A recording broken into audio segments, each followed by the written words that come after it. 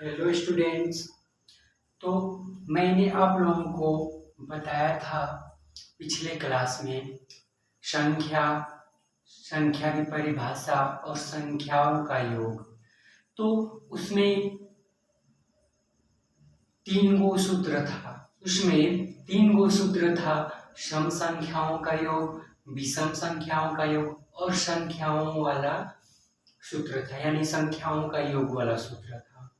तो उसमें दो दो सूत्र थे, एक बड़ा वाला सूत्र था और तीन जो थे छोटे वाले सूत्र थे। तो जो बड़ा वाला सूत्र था यन बराबर अंतिम संख्या माइनस प्रथम संख्या बटा के सर्वांतर प्लस एक।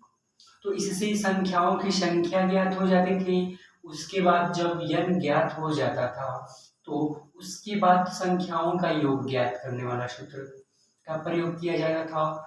संख्याओं का योग बराबर अंतिम संख्या प्लस प्रथम संख्या बटा के 2 गुणते यन, जो यन का वैल्यू आया था।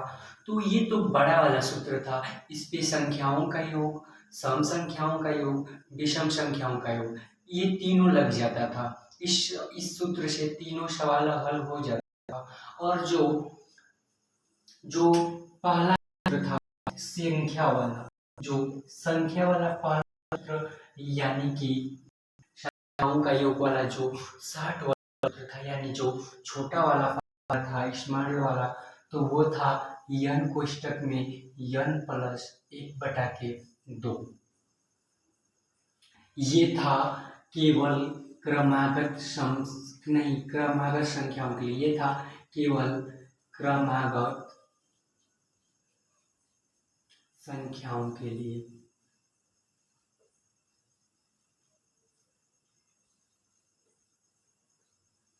ये था केवल क्रमागत संख्याओं के लिए, यन कोष्टक में यन प्लस 1/2। और दूसरा वाला था सम संख्या के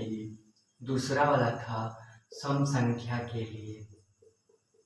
ये था यन कोष्टक में यन प्लस 2/4। ये था केवल क्रमागत सम संख्याओं के लिए।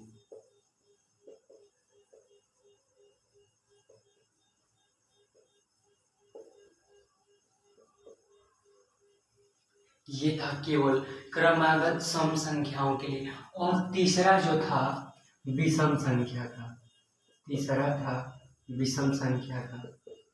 यानी कि विषम संख्या का योग यन प्लस 1/2 का वर्ग। ये था केवल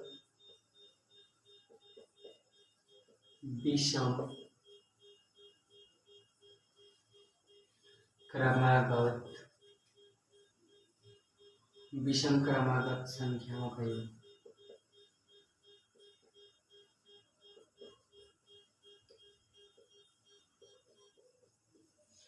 तो ये तीन गो सूत्र हमने बताया था, जो कि क्रमागत, यानी कि जब संख्या होगा तो संख्या जब 1 से स्टार्ट होगा, 1 2 3 4 5 डॉट अनंत तक, जब ये 1 से स्टार्ट होगा और इन संख्याओं के बीच का जो सर्वांतर है 1 रहना चाहिए, तब इस फार्मूले का प्रयोग किया जाता है। जब सर्वांतर 1 रहेगा और जो संख्या स्टार्ट होगा वो 1 से स्टार्ट होना चाहिए, तब हम लोग इस वाले फार्मूले का प्रयोग करेंगे। और ये जो दूसरा है सम संख्या, ये भी क्रमागत, यानी कि इसका जो क्रम होगा ये 2 से होना चाहिए। 2, 4, 6, 8, 10 डॉट अनंत। ये सम संख्या के लिए है और सम संख्या हमेशा 2 से शुरू होती है। सबसे छोटी सम संख्या 2 है। तो जब सबसे छोटी संख्या और इसका जो सर्वांतर है, जो सम संख्या का सर्वांतर है वो 2 का होना चाहिए। जो सर्वांतर है वो 2 का होना चाहिए, ये नहीं कि 2 से 6 और 6 से 10 आ गया तो इसका अंतर जो हो जाएगा 2-2 का हो जाएगा, नहीं 4-4 का हो जाएगा, इसका जो सर्वांतर होगा 4-4 का हो जाएगा।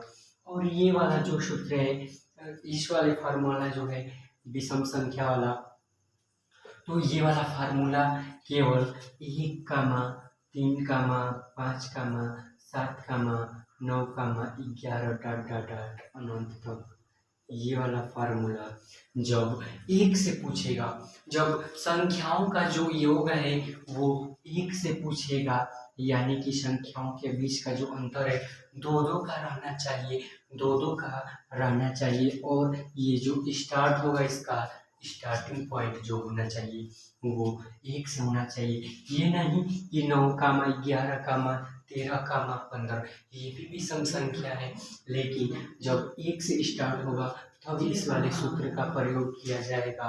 अगर 1 से स्टार्ट नहीं रहेगा तब बड़े वाले फार्मूले का ही प्रयोग किया जाएगा। जैसे एक बार बड़े वाले फार्मूले को देख लिया जाए, एक बार बड़े वाले फार्मूले को देख लिया जाए तो बड़ा वाला फार्मूला है यन, बड़ा वाला फार्मूला है यन बराबर अंतिम संख्या माइनस प्रथम संख्या बटा के सर्वांतर प्लस 1। ये तो आप लोग समझ जाएंगे कि अंतिम संख्या क्या है और प्रथम संख्या क्या है। जैसे दे देगा सवाल में कि 1, 2, 3, 4, 5 डॉट डॉट डॉट डॉट 200 तक की संख्याओं का योग ज्ञात कीजिए। दे देगा 1 से लेकर 200 तक की संख्याओं का योग ज्ञात कीजिए, यानी क्रमागत संख्याओं का योग ज्ञात कीजिए। तो इसमें सूत्र क्या है, ये यन का मतलब क्या है, ये यन का मतलब क्या है, तो इस यन का मतलब है संख्याओं की संख्या। जितनी भी संख्याएं दी गई हैं उनका संख्या ज्ञात करना है, यानी कि ये 1 दे दिया और 200, यानी कि 1 से लेकर 200 तक कुल कितनी संख्या है, कुल कितनी संख्या है, तो ये 1 से लेकर 200 तक की कुल संख्या 200 होगी। ये तो 200 होगी क्योंकि 1 से लेकर 200 है तो संख्या भी 1 से 200 तक ही होगी।